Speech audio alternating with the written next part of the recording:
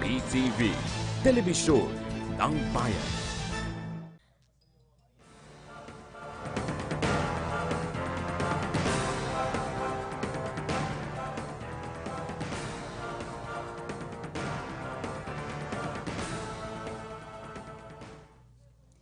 Good afternoon, members of the Malacañang Press Corps. Welcome to the press briefing of Presidential Spokesperson Ernesto Abella. Good afternoon, sir. Good afternoon. We're holding a special press briefing this afternoon, especially for a report coming from NEDA Director Ernesto Pernia. Secretary Pernia is no stranger to us here. Today he will talk about the 10-point socioeconomic agenda of the Duterte administration, especially regarding responsible parenthood and reproductive health law. Ladies and gentlemen of the Malacañang Press Corps, let's all give a warm welcome to one of the President's economic managers, Socioeconomic Planning Secretary and Director General of the National Economic and Development Authority, Dr. Ernesto Pernia.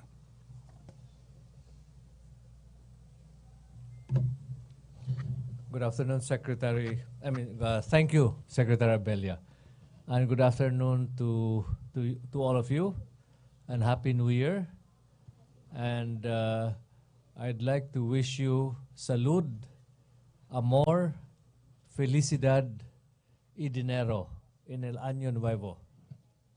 That is health, love, happiness, and money in the new year, more money.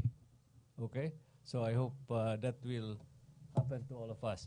I am with the Executive Director of the Population Commission on Population, Dr. J.P. Perez is here. And he is, as you know, POPCOM is an agency that's involved in not only advocacy, but also in helping implement the responsible parenthood and reproductive health law of the government.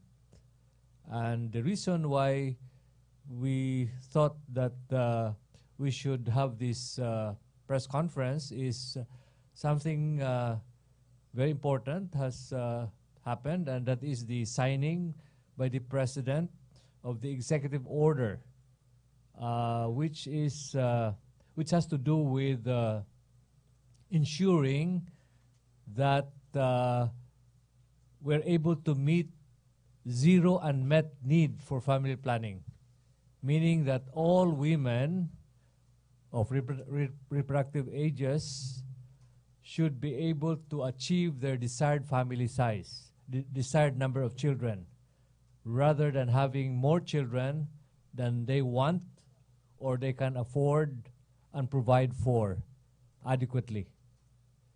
And that is exactly the essence of the RP, Responsible Parenthood and Reproductive Health Law, RPRH law for short.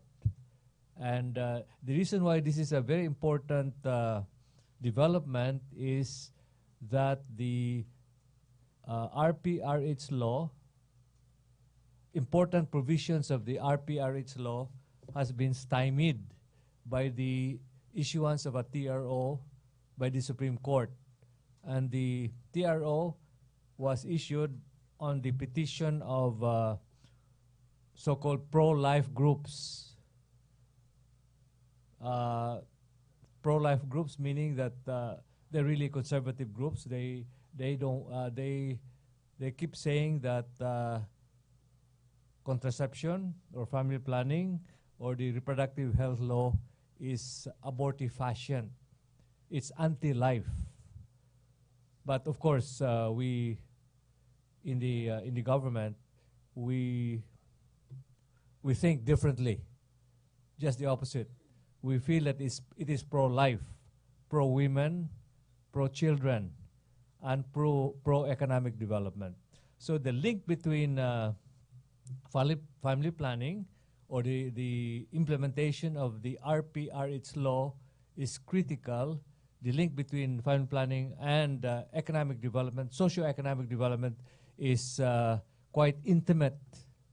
So, and if we don't implement the RPRH law fully, which was declared by the President during the SONA, then we are going to be unable to meet our poverty reduction target from 22% now, 21.6% to be exact.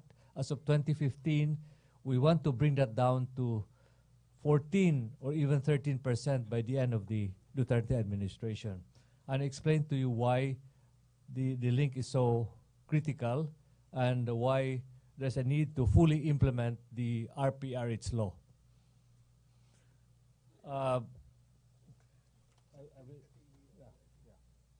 So the EO was just signed the other day. It's Executive Order number 12. And the full title of the EO is Attaining and Sustaining Zero Unmet Need for Modern Family Planning Services through the strict implementation of the Responsible Parenthood and Reproductive Health Act, providing funds, therefore, and for other purposes. It took about 3 months for us to get this signed, so we feel very delighted that it has finally been signed. And the reason is that when EOs have to undergo very close scrutiny by the legal department of Malacañang, so that nothing is left, nothing doubtful or nothing controversial or nothing unconstitutional is in the EO. So I'd like Dr. Perez to also, participate in this press conference. So I'll just start it, and then I will ask him to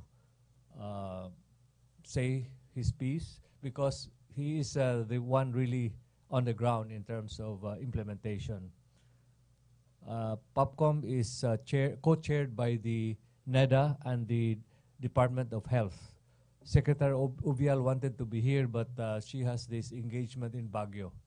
And maybe some other time he will also talk with we'll have a conversation with the press in terms of actual implementation, because they are the ones who deliver the service. Okay, that is the...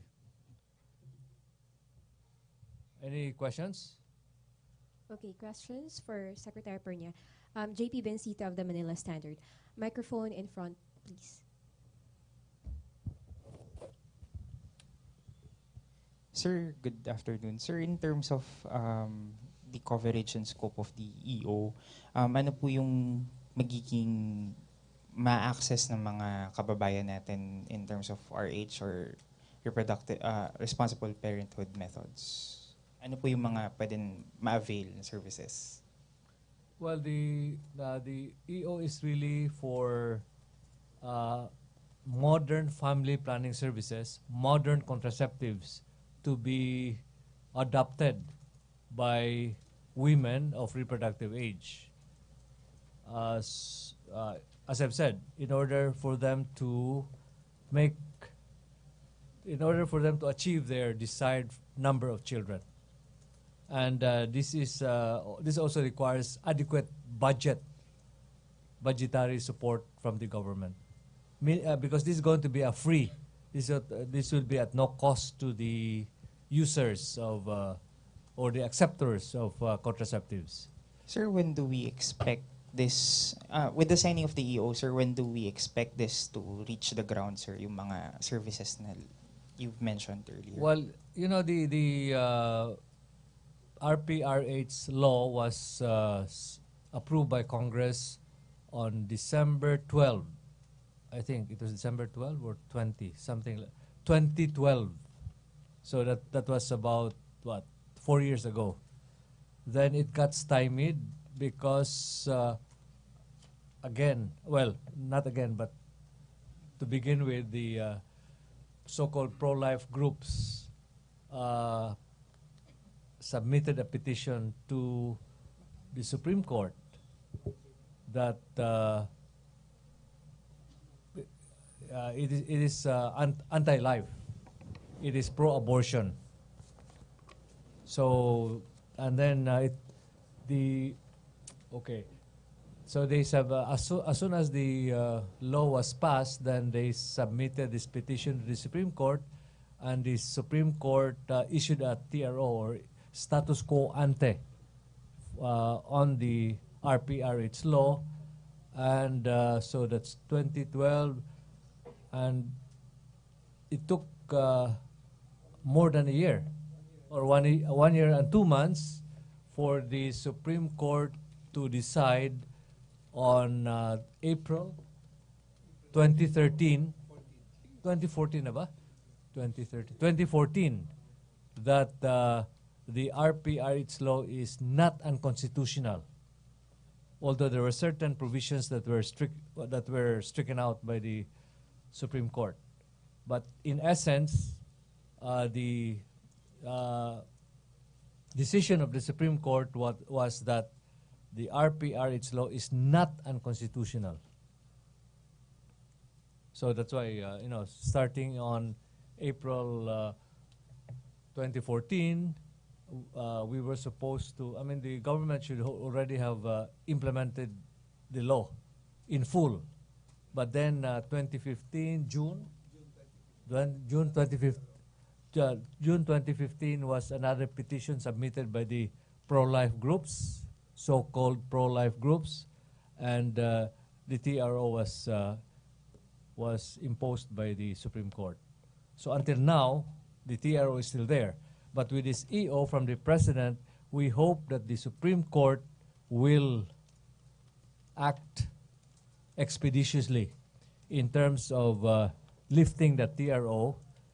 And in fact, with the EO, some there might be some municipalities or local governments that can get around the TRO by letting NGOs implement implement the RPRH law. Next question. Because the private sector is not covered by the TRO. It's just the government agencies. So in fact, there's some implementation of the RPRH law, but it's very limited. Okay. Tia of Rappler. Secretary, given the standing TRO, what are exactly the ways by which the government or agencies can go around, as you say, the TRO? And isn't this running counter to the separation of church and state when you have the executive branch issuing an order that the Supreme Court has already said, they have given another order contrasting to this EO? Isn't this sort of a challenge to the SC decision on the law? It is not, well, it's just telling the public, including the Supreme Court, that we cannot stand, the government cannot continue to tolerate this delay in judgment, because time is of the essence as far as the implementation of the RPRH law is concerned. Every day, about 11 women die from complications of pregnancy and delivery. The maternal mortality rate of in the Philippines is still pretty high, about 221 per 231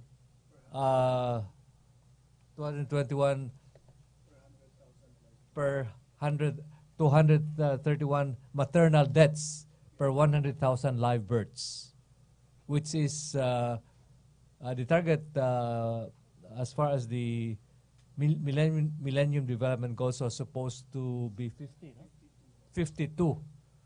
So, but we have not been able to do that because of this, because we haven't had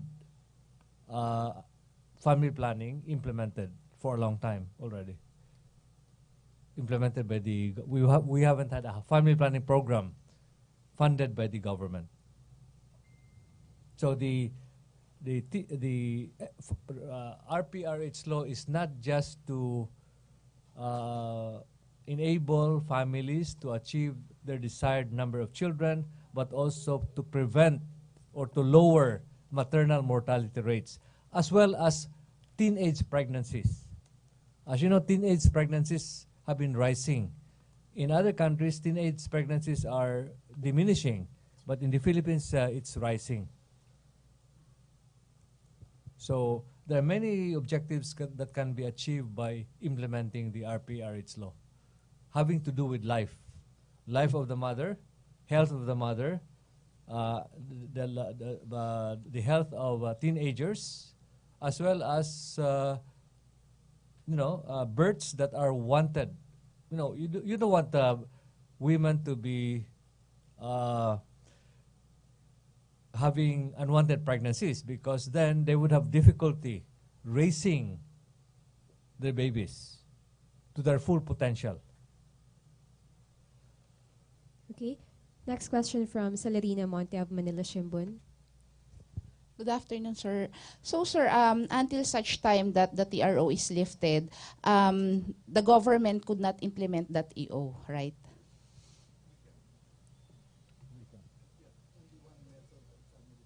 Yes.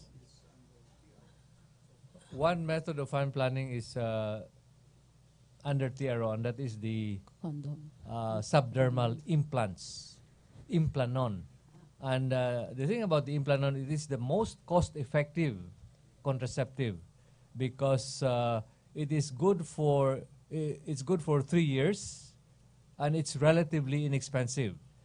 If you reckon the fact that it is effective for 3 years, and it's just a once-off cost in the initial, when it's implanted, then it's really the most effective. And the women don't have to be conscious; they don't have to keep tab of their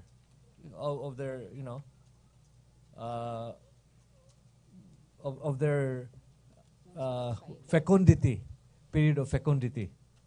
Yeah. So, sir, how about yung condom, di ba? This is part of the TRO yata rin? No, condoms and pills are covered to the extent that, the Supreme Court, if the Supreme Court doesn't leave this TRO, then the supplies, the authority of FDA, or as well as those who can import pills and condoms and IUDs will not be able. Will gradually expire. Okay, maybe I will ask Dr. Perez to also give an introductory statement before we have a full discussion in the open forum.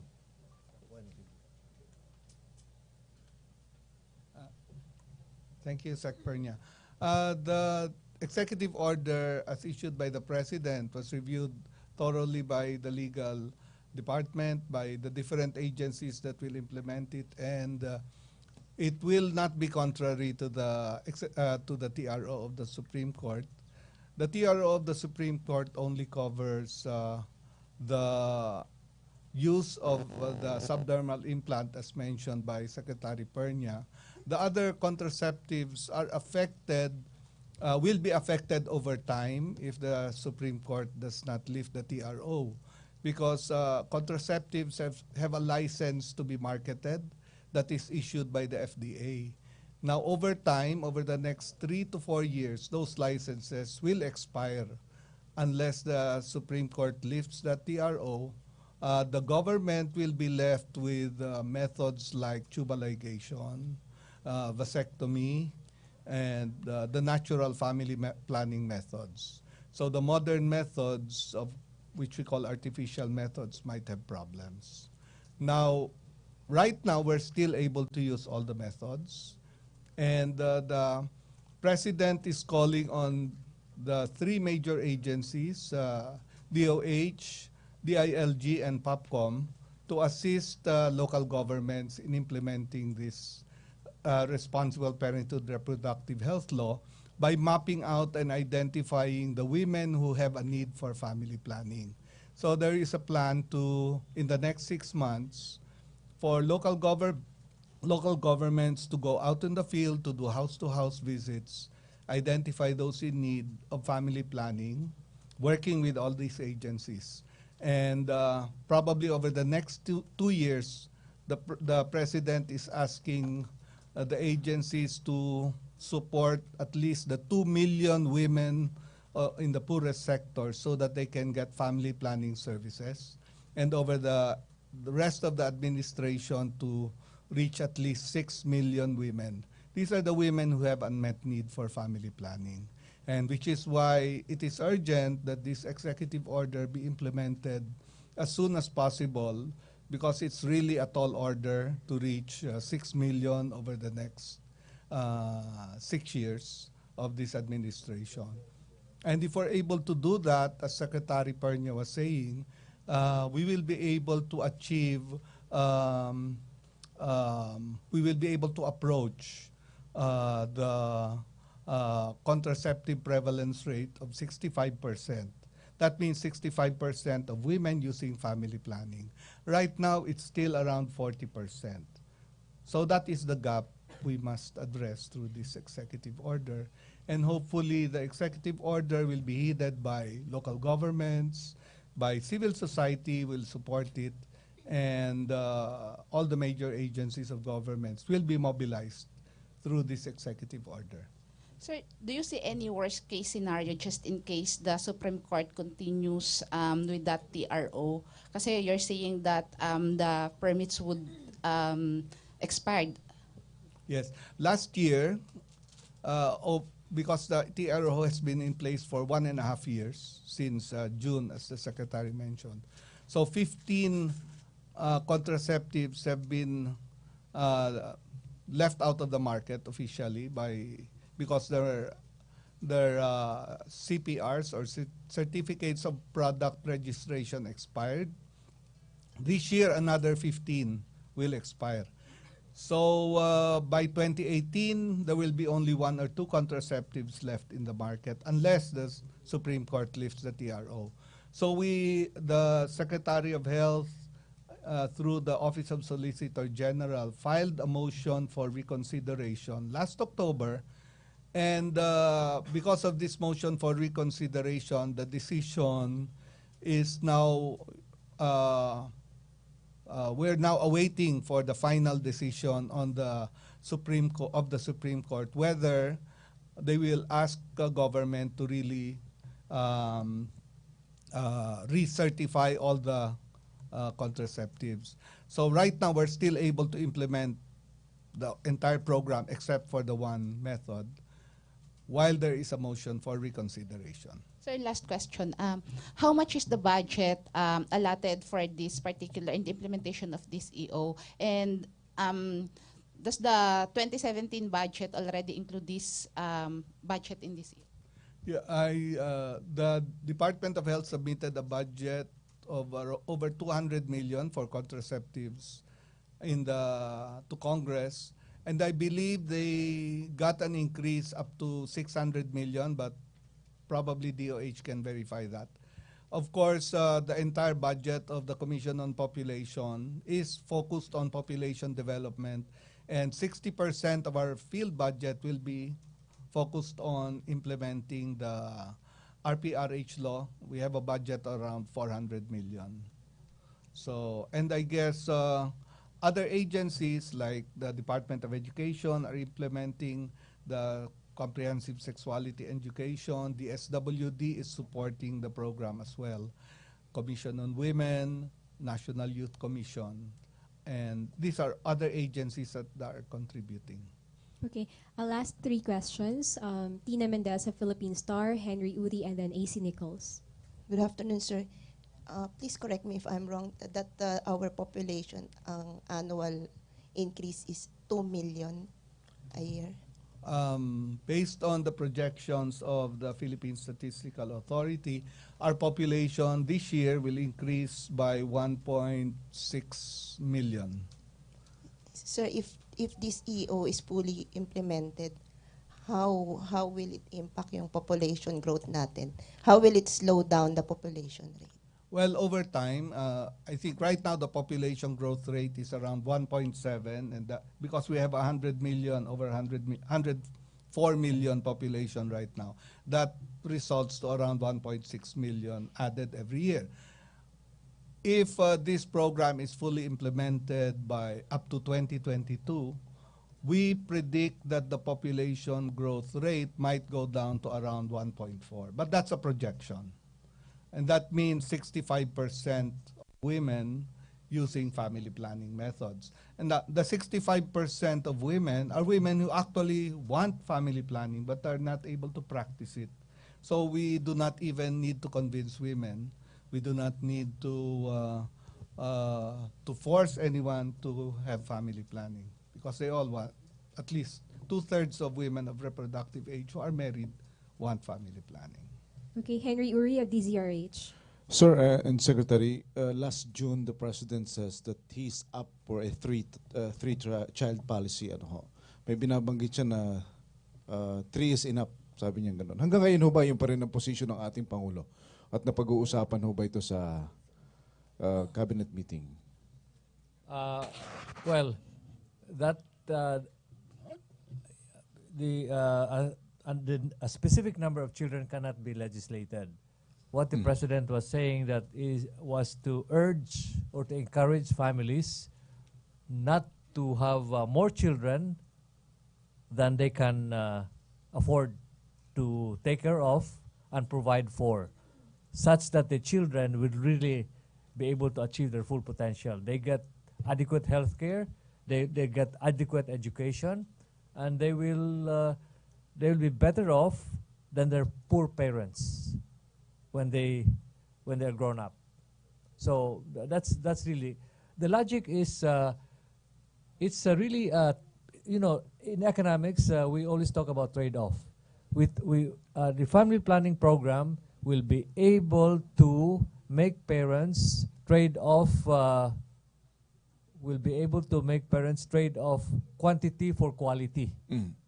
In other words, instead of having many children, I think it's better for us to have the number of children that we can afford to support in terms of education, healthcare, and other needs of the youth. So it was just a suggestion of the President? It was a suggestion. Authoritatively he's telling everyone? He has been saying that even before. I think even during the campaign, he had mentioned that in Davao we have an effective family planning program, and my encouragement to parents was not to go beyond 3 children, especially depending, of course, on the means of the parents. If you can afford 5 children, you have the choice to do that. If you have the means to support them. So it's not going to be, definitely, it's not likely to be a law or a mandate or an EO, not even an EO from the President. Pero kung kayo po ang tatanungin sa gobyernong kasalukuyan, so ipinapayo ninyo na hanggang 3 lamang ang dapat maging anak ng isang mag-asawa? Hindi naman papayagan. No, you allow them or you encourage them by providing the means to plan their families to have 3 children. In fact, the data would show that the poorest quintile, the poorest 20% of households have actually 5 children or a little over 5 children on average. But they say that they want only 3. So if we are able to avert the 2 so-called unwanted, in quotes, unwanted births, then not only will population growth be slowed down,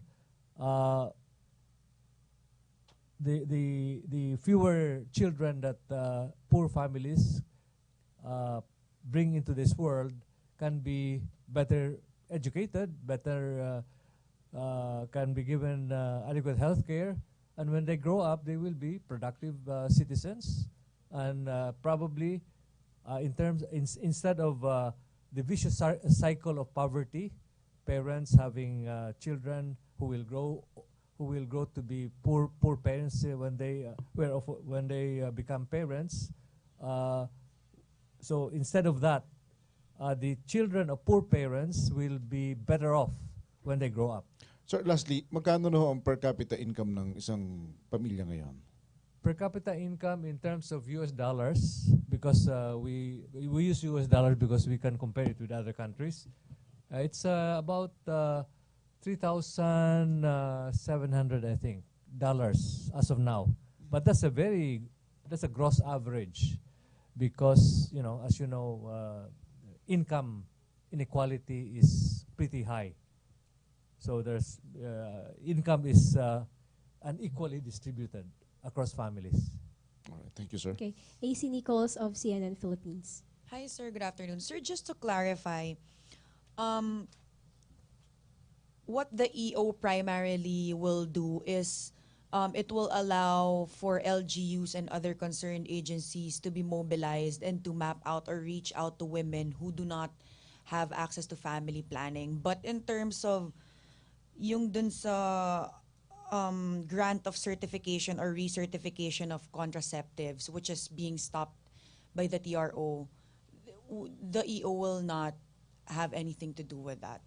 No, the EO will, the EO will not have an immediate effect on the certification, because the certification is still valid for another year or so.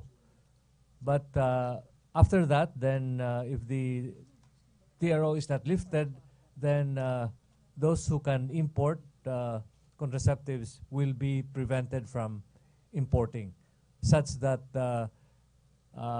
women would be limited to so-called family planning natural family planning program, which is very ineffective or unreliable, as you know. So when that happens, what can the EO do when that happens, when the contraceptives are not coming in anymore? I mean, what's the main point of the EO? The point of the EO is really to allow a wider implementation of the RPRH law, not necessarily by government agencies but by NGOs and people's organizations. And there's a way of there are donors that can help provide contraceptive supplies that may not be implementable by the government agencies but can be implemented by private sector agencies. But will the EO be able to go around the TRO? It depends on the creativity of local government executives. If they're imaginative and creative, they can find ways of implementing the RPRH law despite the TRO. And the other thing that the TRO will achieve will be to motivate, to urge, to even pressure the Supreme Court to stop dilly-dallying on this TRO. A year and a half is too long a wait. I don't know why the Supreme Court cannot act more swiftly. I mean, it's a wonder, a simple matter, and in fact, it has already been declared not unconstitutional, and yet you listen to this small noisy minority. So it's really a tyranny of the minority, what's happening here. This small, noisy minority is being listened to vis-a-vis the majority who want the RPRH law. I mean, the surveys have shown that. Pulse Asia, SWS, 70 to 80% of adult Filipinos want family planning. They want the RPRH law. Okay. Thank you very much. Yes, sir. Let me just, Dr. Perez was referring to contraceptive prevalence rate, which is in the Philippines is only about 45%. In Thailand or in Bangladesh, the contraceptive prevalence rate, meaning the percentage of women practicing modern family planning methods, they reach up to 75%. So we really need to ramp up our contraceptive prevalence rate to around 70%, 65 at least, better 70%, in order to achieve zero unmet need for family planning. And in order to enable women to have the number of children that they can afford and they want. And, you know, if you just make back of the envelope calculations, if there's so many million women having more children than they want, let's say, and they're having at least 2 children in excess of what they want. If you assume that these 2 unwanted births per woman are taken away, are averted, then naturally poverty will go down, because poverty incidence is just a number of poor households or poor population over the population, and so that's the pure demographic effect. But the thing about it's not just the pure demographic effect that we can expect. There's also an economic demographic dynamic that will happen, meaning that when women who are able to avert their unwanted pregnancies, then they can participate in training programs, continuing education, so that they become more employable.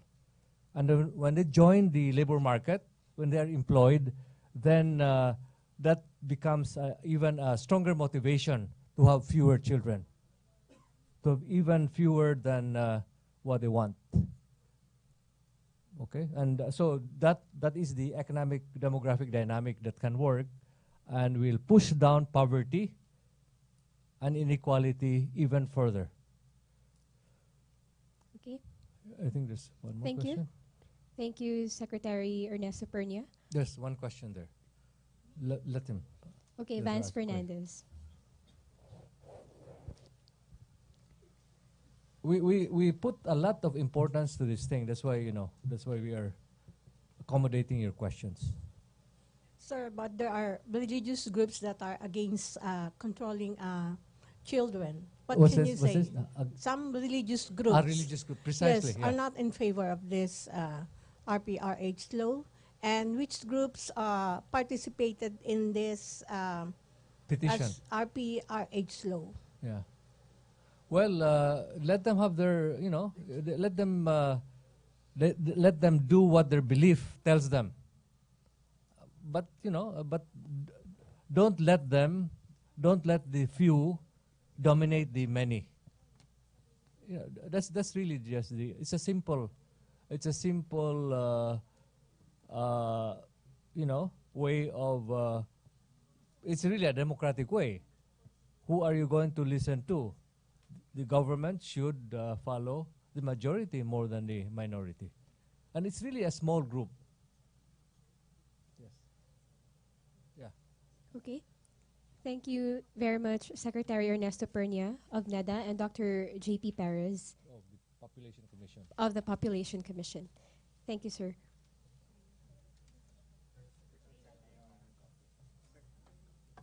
And